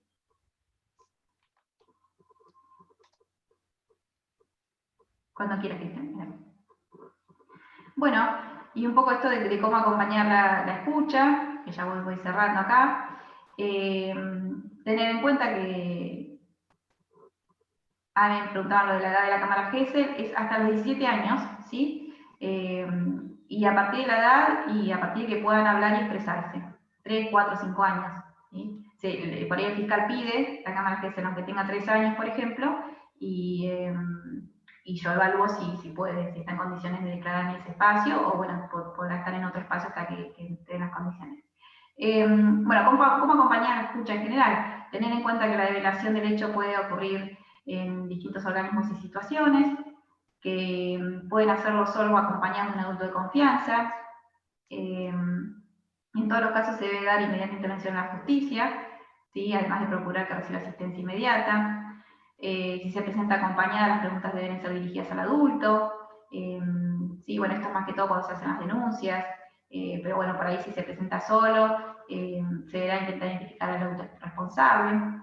Acá algo que marqué especialmente, que los niños, las niñas no deben ser interrogadas directamente, y más allá de la obtención de información básica, ¿sí? Lo que ellos digan espontáneamente, uno lo va a dejar, lo va a escuchar, lo va a registrar por escrito cuando la nena se vaya, el adolescente se vaya, lo posible. Perdón, María Luz, te sí. voy a interrumpir un minuto porque fue, digamos, varias preguntas hay en razón de eso. Por favor, bien. les pido que escuchen con atención lo que va a decir. ¿Qué hago cuando el niño me devela que le están sucediendo cosas? Presten atención qué es lo que hay que hacer, porque esto es la clave en cuanto a la escucha y el acompañamiento del niño. Bueno, ahí está, como decía Ara, esto del énfasis, ¿no? Cuando el niño o la niña me dice algo, ¿sí? Y lo tengo que escuchar, ¿sí? Lo recibo, sin minimizarlo, y en la medida de lo posible con la menor reacción emocional posible. ¿Esto qué quiero decir? Si el niño me está contando algo y yo empiezo a decir, ¡ay, no, qué horror!, y me largo a llorar, el niño va a frenar su relato, no va a avanzar, se va a asustar porque el adulto está asustado y no va a avanzar. Y puede ser que obviamente uno como adulto está asustado, pero es importante decir, bueno, ¿qué pasó? Y dejarla hablar, ¿sí? Que hable. Y ahí un poco lo que decía es esto de registrarlo una vez que se va, o que dejamos de hablar con él, registrarlo por escrito, como para que podamos tener en cuenta bien las palabras que nos dijo. Sí, una vez que este chico nos cuenta lo que le está pasando, ¿sí?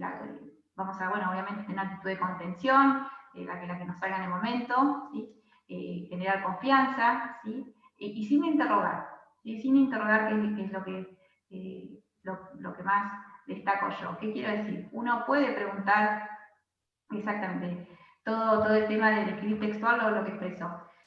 Uno puede, obviamente, dar alguna indicación, alguna seña con la cabeza, decir quién fue, alguna palabra, alguna cosa muy abierta, ¿sí? Pero la idea es que uno no interrogue, ¿sí?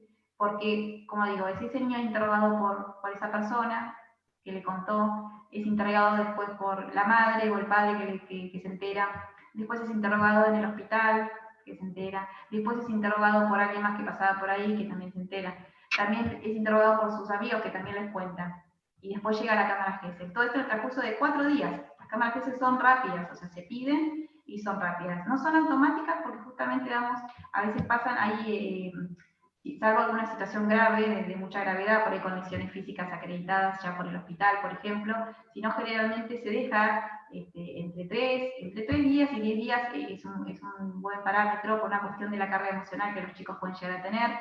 A veces si ellos develan que fue el padre, por ejemplo, lo que suelen hacer es que sacan al padre de la casa o sacan al chico de la casa.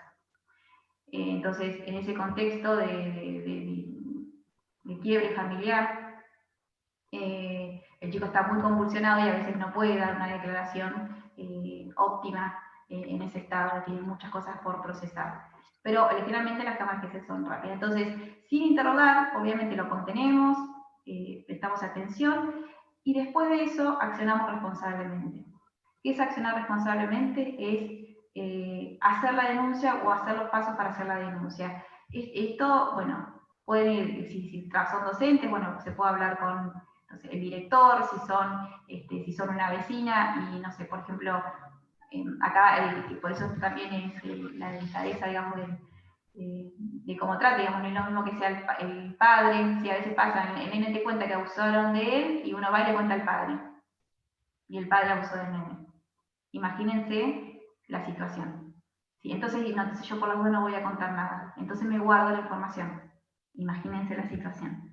Entonces, como decía Ara, el accionar responsablemente es buscar, digamos, hacer la denuncia directamente, como dijimos, a fiscalía, o si no, buscar algún referente, digamos, alguien que nosotros sepamos, e intentando, sí, resguardar la privacidad de ese niño o esa niña. ¿Sí? Tanto, por ejemplo, si se da en ámbito escolar, no tengo que juntarme en la sala de profesores y contarle a los 10 profesores qué es lo que pasó. Por ahí no es que no lo haga intencionalmente, pero a veces le cuenta a la directora, se lo cuenta en voz alta y los otros escuchan. Bueno, resguardar a ese niño o esa niña o adolescente. A veces las denuncias no dicen quién es el autor, a veces dicen un autor y es otro, a veces dicen que son abusos y después por ahí no son tan así y tienen que ver con otras cuestiones. Siempre cuando el niño diga algo de eso, es que algo está pasando. El juez y las investigaciones dirán qué es lo que le está pasando. Eso no es resorte nuestro, ni nosotros como cuerpo de investigación forense en ese sentido, ni ustedes tampoco, digamos, de todos como la población general para anticiparnos a esa condena, ¿sí? o a ese, sí, obviamente escuchar, saber y accionar. Y ya seguir, digamos, con eso y con ese acompañamiento. Y eso ya es mucho, es un montón.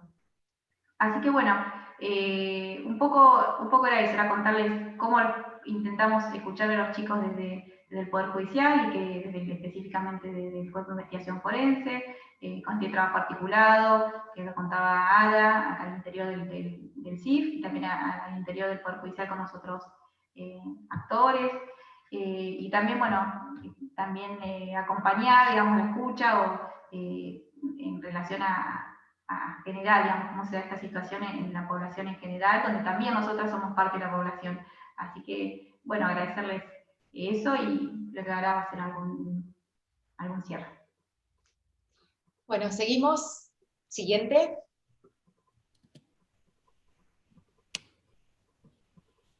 Ya vamos terminando.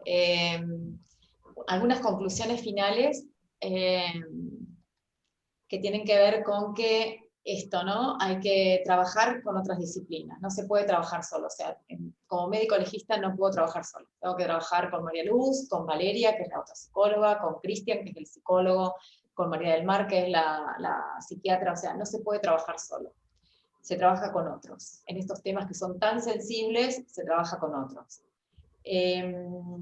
Después saber que en los niños pequeños, los menores de 6 años, casi nunca existe penetración, ni anal ni vaginal, con el pene. Puede ser con un dedo, pero no con el pene. ¿Por qué? Porque está totalmente sabido, y hay mucha bibliografía que lo respalda, que los menores de 6 años es anatómicamente imposible que un adulto pueda penetrarlo, porque lo destruiría. Salvo en algunas situaciones, estoy hablando del pene, en algunas situaciones en que haya que el victimario tenga un micropene, pero si no, es inviable. Otra cosa importante dentro de las conclusiones es que hay mucha diferencia en cuanto a las lesiones que voy a encontrar en un abuso crónico y en un abuso agudo, un ataque sexual. Así como va a haber, digamos, mucha diferencia en las lesiones que voy a encontrar en un niño como en un adulto. Acuérdense que no se puede traspolar lo del adulto al niño, son cosas totalmente diferentes. Hay que sacar ese mito de que voy a encontrar cuestiones de adultos en los niños. No, no es así, son cosas totalmente diferentes y para eso hay que capacitarse. Otra de las cuestiones, el examen genital y anal, que no encuentre nada, que no vea lesiones, no significa que el abuso no haya ocurrido. El abuso puede haber ocurrido igual y no puede haber dejado lesiones. ¿Por qué? Porque como se los dije, se los puse grande, de 10 niños que vemos, solamente 3 tienen lesiones. Los otros 7 que fueron abusados no las tienen. Así que no esperen encontrar lesiones en niños. Siguiente. Lesiones genitales.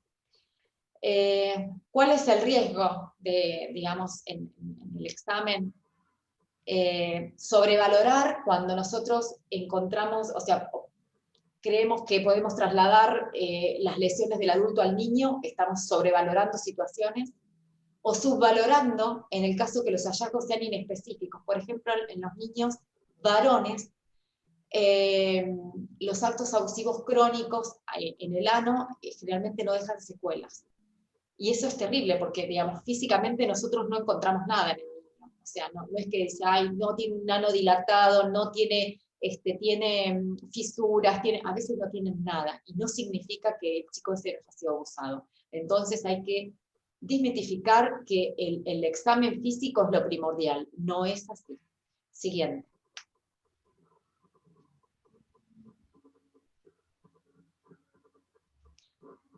Y para terminar, esto es una reflexión que siempre la tengo en cuenta cada vez que reviso un niño, una niña o un adolescente, es que de una mala interpretación de lo que yo vea del hallazgo físico, puede pasar dos situaciones, o que se legitimen denuncias infundadas, o que el perpetrador quede libre aprovechándose de otras víctimas.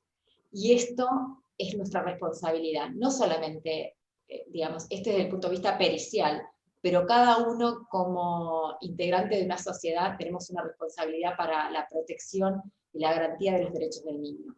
Así que les pido encarecidamente que seamos adultos responsables, que cuidemos nuestras infancias y los adolescentes y no tengamos temor a denunciar hechos que pueden estar salvando la vida de nuestras niñas y adolescentes. Siguiente. Muchas gracias. Aquí con María Luz, esperando que les haya sido útil. Respecto a mí, soy una persona muy apasionada con lo que hago. Esta temática me gusta, me involucra. Y bueno, y estoy a la disposición para las preguntas que quieran realizar. Acá algunas anoté. Cristian, voy respondiendo algunas cosas. Hablaban de la simetría de edad. La simetría de edad se considera, por ejemplo, el menor de 18 años, o sea, entre un niño y un menor de 18 años, por supuesto que tiene que ser dentro de esas edades. Y si tengo un niño de 5 con un niño de 12, hay asimetría de edad. Obviamente que el niño de 12 no va a ser imputado, pero el hecho de hacer la denuncia va a ayudar a poder ayudar a los dos niños, al de 5 y al de 12. ¿Por qué? Porque si bien no tiene una calificación penal, va a tener una ayuda desde el sistema de salud para poder ayudar a las dos. Los dos son víctimas. Y a veces pasa que los de 12 años que hacen ese tipo de conductas están vivenciando o han vivenciado en algún momento algún tipo de conductas, entonces ahí tenemos cuando toman la declaración testimonial, lo tomamos, a veces digamos, son convocados también esos niños a toma de declaración para ver qué les está pasando. Claro. Después otra cosa, preguntaban el tema de la denuncia. Bueno, que hay comisarías en las localidades más pequeñas que no toman la denuncia. Bueno, esto tiene que ver con una falta de conocimiento de la ley por parte del sistema policial.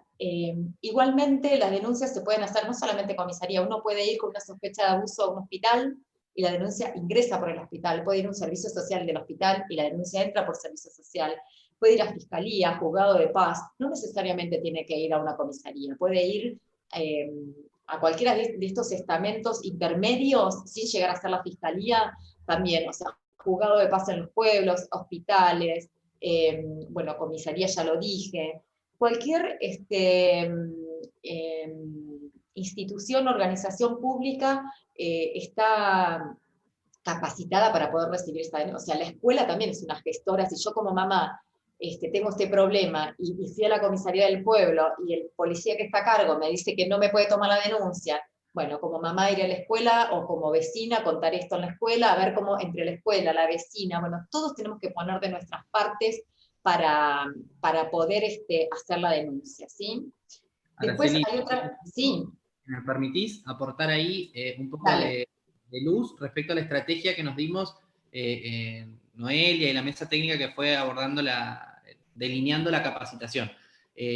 Durante este mismo módulo nos van a acompañar también fiscales, nos van a acompañar también algunos profesionales de la Oficina de Atención a la Víctima, que también van a seguir aportando y aclarando por ahí un poco más su función y su tarea. Creo que con los fiscales vamos a poder delinear tal vez y clarificar esos aspectos tal vez ya más técnicos del proceso del juicio y de la valoración de la prueba y demás. Y respecto puntualmente de los circuitos para la denuncia, es el cuarto módulo el que se va a dedicar prácticamente de manera exclusiva a poder delinear, identificar y que podamos cada uno reproducir en nuestras localidades, dentro de la dispersión que tenemos en esta formación, de cuáles son las vías o las puertas de acceso frente a una vulneración de derechos, independientemente de las distintas variantes, ¿no? Así que eso por ahí para dejar tranquilidad de que no es que va a quedar así y vamos a dejar las preguntas abiertas, sino que... Dentro no, incluso está bueno, creo que va a estar la fiscal Calarco, me habían comunicado ustedes,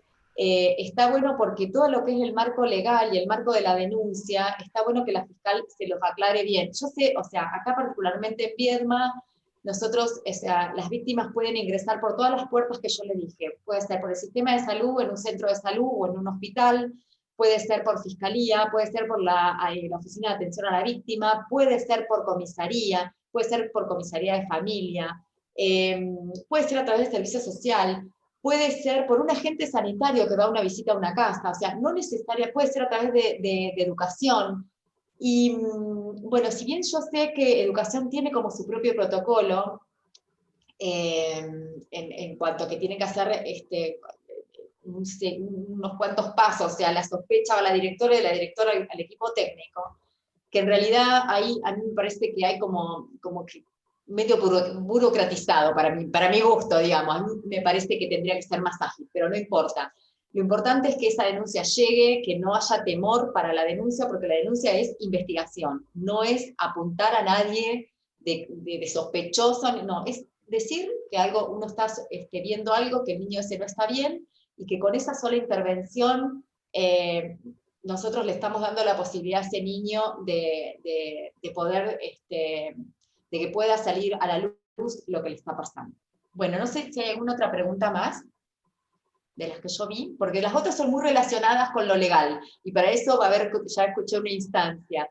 No sé si de lo médico, una cosa que quiero volver a recalcar, en esto soy muy, muy incisiva, por eso que traje a María Luz, que es la experta que nosotros tenemos en Cámara Gesell, en que nosotros como adultos que vamos a contener y escuchar a ese niño, niña o adolescente que nos viene a develar lo que le está pasando, ser empáticos, no juzgar, no preguntar, no contaminar lo que él trae. ¿Qué quiero decir? No dar opinión.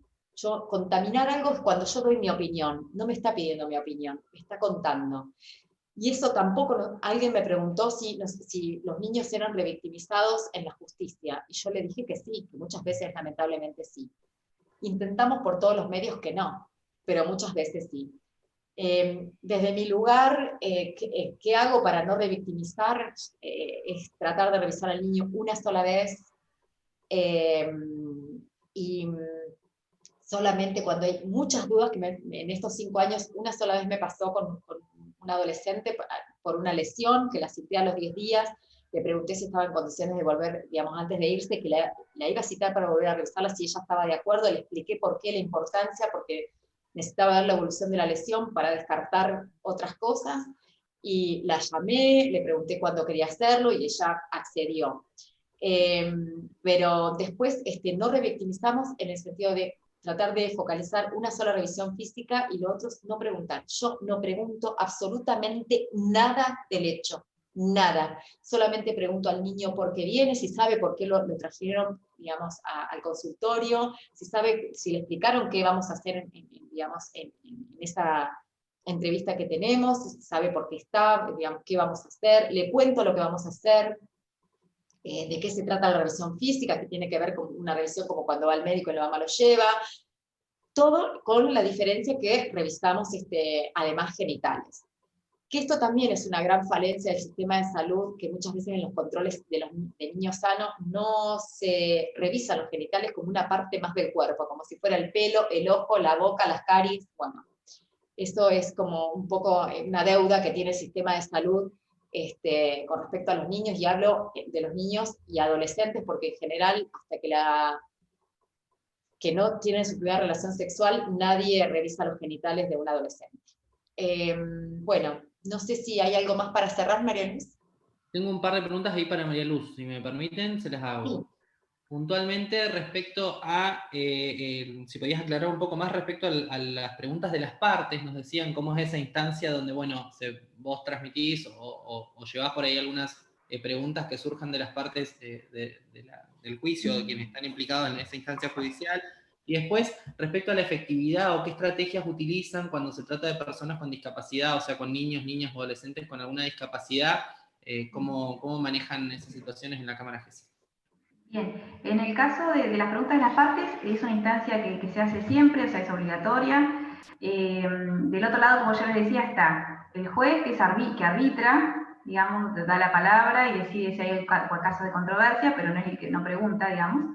Está la fiscalía, ¿sí? Que son los que hacen las preguntas iniciales, aclaratorias, el defensor, ¿sí? El defensor del imputado, la defensora de menores. También, a veces también hay querella, que querella es algo así como la parte fiscalía, pero de la parte privada, ¿sí? Y todas las partes pueden preguntarme, o sea, decirme a mí las preguntas que quieren que yo les transmita o que le haga a la niña o al niño o al adolescente. Eso, un poco, las formas, digamos, a veces me dicen, bueno, pregúntale si, no sé, algún dato muy específico, si sabe qué día pasó y demás. Yo por ahí, si en la evaluación previa el niño ya no me dijo, por ejemplo, que no sabe en qué mes está, y ya no tiene, por ejemplo, una orientación temporal tan clara como para especificarme un día y un mes del año, por ahí digo, se la puedo preguntar, pero lo más probable es que no la responda, supongamos que hablemos de un nene de 5 o 6 años. ¿Sí? Ahora igual ya tenemos como un entrenamiento también con los fiscales y los defensores que saben, digamos, qué cosas por ahí pueden preguntar o no, qué pertinencia. Y después, bueno, algunas preguntas específicas que quieren hacer y, bueno, se van discutiendo, o por ahí ellos la denuncian de una forma y yo se la transmito al niño de una forma más amplia. Generalmente cuando reingreso a la sala le digo, bueno, tengo algunas preguntitas más que hacerte en relación a lo que charlamos hoy. Vos me contaste que, le intento repetir con las exactas palabras que ella me lo contó, lo que contaste que esta persona te llevó a tal lado y te hizo tal cosa, vos te acordás en qué parte de la casa era exactamente, o vos te acordás en qué momento del día era, por ejemplo, ¿sí? Entonces ahí le agrego alguna pregunta específica de las partes. A veces son muchas, a veces son pocas. Eso también depende bastante del estilo del relato del niño, la información que nos haya dado en el relato espontáneo. A veces son muy confusos lo que van relatando, o a veces es mucha información. Así que, bueno, es como cambia muchísimo en relación a la edad, a la forma de relato, a la personalidad, al contexto. Como que cada persona es diferente la dinámica de la entrevista. Eso en relación a ese tema. En relación al otro que decía de Cristian, del tema de discapacidad, en realidad yo he entrevistado a niños y a niñas con discapacidades, con diferentes tipos de discapacidades. Lo que se hace son ajustes, como en todos. A veces no se hacen ajustes, a veces, por ejemplo, hay una discapacidad o cognitiva donde yo hago una entrevista y si evalúo, mismo criterio que un niño de 4 años, si me responde a preguntas simples, supongamos que tiene 14, ¿sí? Pero tiene algún tipo de discapacidad intelectual, y yo evalúo que en ese momento me presta atención, me responde lo que le pregunto y quiere ingresar a charlar conmigo a la cámara GESEL, entra. No tiene nada que, o sea, en ese punto no hay, a veces hay discapacidades puntuales, no nos ha pasado todavía, pero por ejemplo, si hubiera alguien que tuviera algún, no sé, sí, que por ejemplo fuera sordomuda, ahí habría que ver, por ejemplo, a alguien, como yo no sé, lenguaje de señas, supongamos, tendríamos que buscar a alguien que fuera un traductor, digamos, buscarían, en el mejor de los casos, los apoyos necesarios para que podamos tomar algún tipo de declaración. O a veces no se usa la cámara GESEL como dispositivo y se toman en cuenta otras declaraciones u otros espacios donde los chicos puedan declarar. Ahí había traído una pregunta en relación al tema del tratamiento psicológico. Lo ideal es que los chicos vengan, supongamos que hicieron la develación del hecho, ¿sí? Al otro día se hizo la denuncia, bueno, se le dio a las semanas entrevista conmigo, que primero pueda venir conmigo, ¿sí? A hablar, a relatar, con la idea lo mismo, de que no haya contaminación, de que se pueda relatar en ese espacio todo lo que tiene, y después, sí, continuar con su tratamiento, incluso si está en tratamiento, suspender por esos días el tratamiento, si puede ser que el niño ya esté haciendo algún tipo de terapia. En el caso que en la cámara GESEL no me relate, puede no relatar por alguna cuestión emocional y puede avanzar después en su relato con el profesional con el que se trata y más adelante esté en condiciones, puede volver a cámara GESEL y relatar en esa ocasión lo que siente. A ver, lo ideal es que digamos, que el nene hable lo menos posible en el medio con la menor cantidad de gente, pero digamos, todo lo que sea para ayudar, y lo principal acá es la contención del niño, la niña o el adolescente. Y después, bueno, la necesidad o no de tratamiento psicológico en función de eso, bueno, se lo verá después. Si yo veo que hay un indicador muy significativo, lo puedo escribir en el informe, lo puedo hablar con la defensora de menores para que lo tengan en cuenta como algo significativo, pero no es criterio haber sido abusado para hacer tratamiento psicológico, porque si no estamos obviamente poniendo de vuelta en la cuestión de la víctima, la falencia o la enfermedad en la víctima, ¿sí? Obviamente que es importante la contención, o sea, yo soy psicóloga y es fundamental, pero cada uno tiene su momento, y a veces también las denuncias pasan, los chicos no quieren declarar en ese momento, pasa un tiempo y vuelven a querer declarar, y ahí, o declaran otras cosas, y bueno, así que o para ahí no me lo cuentan a mí, pero se lo contó a otras personas. Estoy pensando en las preguntas que fueron haciendo. Y también se tiene en cuenta lo de las otras profesionales o de los otros espacios. Lo que pasa Perdón, una cosa voy a aclarar, Marielu, por una pregunta que veo reiterada. Una cosa es, nosotros nos dedicamos a la pericia, que tiene que ver con el sistema judicial, y otra cosa es la asistencia al niño víctima. Nosotros no hacemos asistencia al niño víctima, nosotros hacemos el peritaje del niño para que esa pericia se pueda convertir en una prueba para poder ir a un juicio y que se utilice esa prueba en función de los hechos que fueron investigados. O sea que del equipo técnico del CIF no depende la asistencia al niño. Obviamente que ese niño tiene que ser evaluado integralmente, y así lo dice la ley. O sea, nosotros no podemos abordar a un niño desde un aspecto nada más, a un niño, a una niña, a un adolescente. El aspecto debe ser integral y deben estar todas las instituciones a su disposición. ¿Para qué? Para garantizar sus derechos. ¿Para qué? Para, digamos, rehabilitar la salud de ese niño integralmente. Pero en eso estamos, o sea, en eso tenemos que trabajar articuladamente con otras instituciones que puedan garantizar el cumplimiento de esos derechos.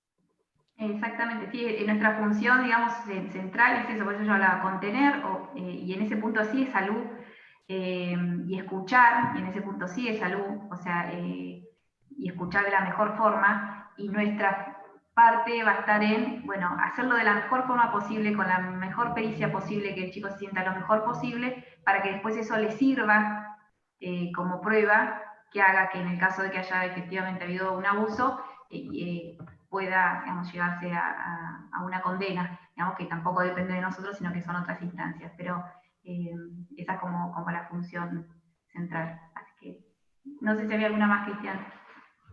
Por ahí para Araceli, ya veo que nos vamos pisando el horario comprometido para el cierre. Sí. Insistir en algo que surgía por ahí, ¿no? En la necesidad de formación específica para los cuerpos médicos de los centros de salud. Pensaba también en los agentes de atención primaria de la salud, para tener formación que permita identificar esos indicadores que fuimos conociendo a través de la charla de hoy, ¿no? Y por otro lado, veía también cómo vuelve a surgir la ESI, como herramienta indispensable para aportar y en este sentido, ¿no? Así que por ahí lo mío es solo agradecerte, dejarte por ahí el cierre, pedirle a todos y todas que encendamos las cámaras, así hacemos un cierre como corresponde, dando las gracias a nuestras dos expositoras, y por ahí, bueno, dejarte las palabras de cierre. Con el resto nos encontramos el viernes en la próxima clase, así que enormemente agradecidos en nombre del Consejo Provincial por estas 2 horas que nos han dispensado. Realmente veníamos desde un marco muy teórico, muy de lo que prevén las leyes, las convenciones,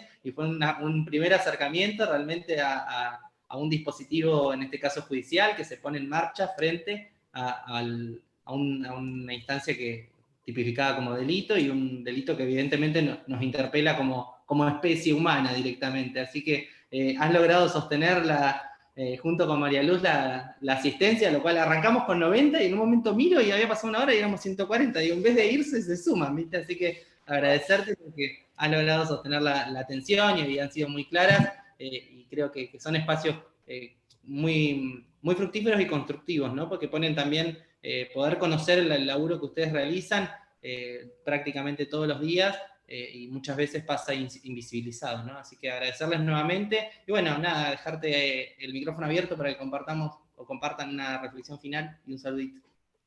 Bueno, yo más que nada, bueno, agradecerles a ustedes por la invitación. A mí me encanta participar de estos espacios, me parece que son constructivos, que si bien no pudimos intercambiar mucho con la audiencia o con los videoconferentes, dadas las circunstancias, seguramente vamos a tener en algún momento, cuando esto pase, alguna instancia de presencialidad, porque me parece que eso, el cara a cara, tiene como otro peso, uno pone el cuerpo también, y eso está bueno. Quiero agradecerles por la escucha, quiero agradecerles por la invitación. Para mí es buenísimo esto, me encanta, siempre estoy a la disposición para lo que necesiten. Y bueno, nada, dejarles un fuerte abrazo y espero pronto encontrarnos desde la presencialidad en algún momento, si se da, me encantaría. Un beso a cada uno de ustedes y que tengan una linda jornada que ya se está terminando en el día de hoy.